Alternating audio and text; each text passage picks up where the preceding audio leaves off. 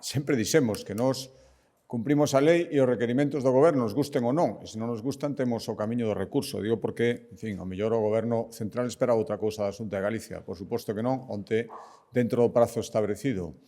Fixemos a notificación e a notificación o acredita o que vimos adiantando, que a día de hoxe, cos menores que están no sistema de protección de Galicia, as prazas xa están sobrecubertas. Estamos ao 108%. Polo tanto, se houber unha ampliación, e moito máis ampliación que se nos anuncia, antes de poder levar a cabo, lóxicamente, haberá que ver o que imos facer con eses menores.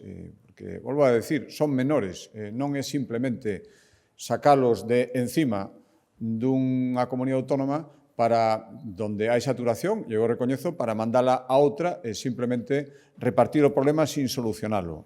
Sempre demostramos, de feito, a día de hoxe son 273 menores non acompañados os que están xa no sistema de protección en Galicia, dun total de máis de 900 menores que están no sistema de protección xeral.